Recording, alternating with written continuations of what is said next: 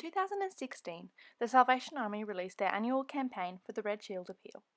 Donations to this appeal deliver social services such as refuge for women and children in crisis, emergency and disaster relief, family tracing, and family welfare assistance. The goal of this campaign was to help increase awareness of and support for the appeal by implementing a range of communication strategies.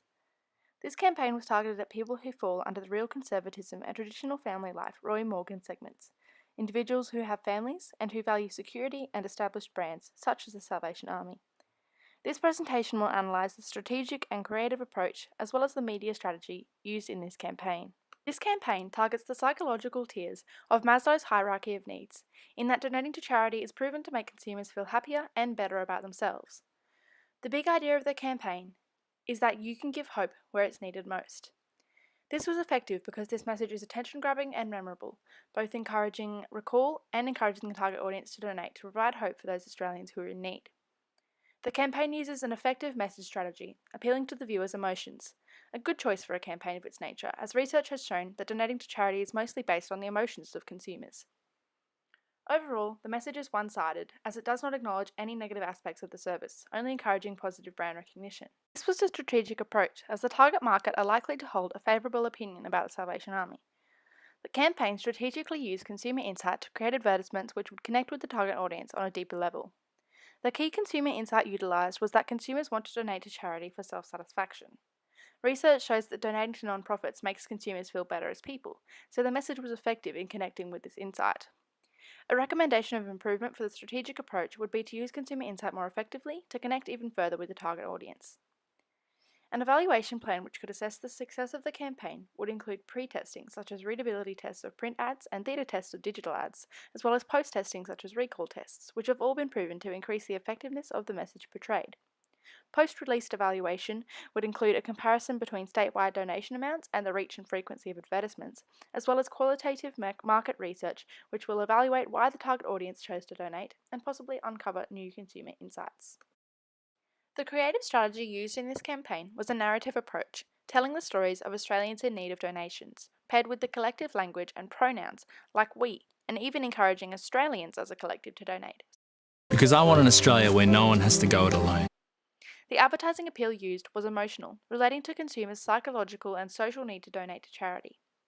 This creative approach was appropriate and effective as it allowed the target audience to empathise with those Australians who were struggling and therefore encouraged them to donate. The tone of the campaign is serious and slow-paced, allowing the message to be absorbed.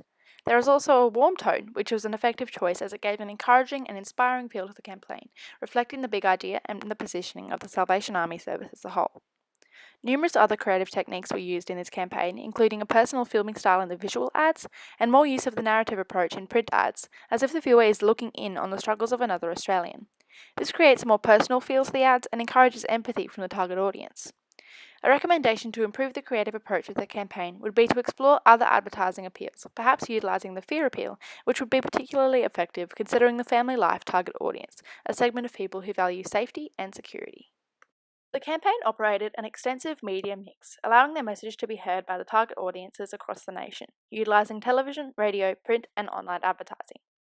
Despite some disadvantages, including high cost, TV advertising can be extremely effective in targeting narrowly segmented audiences, engaging and informing them of the message.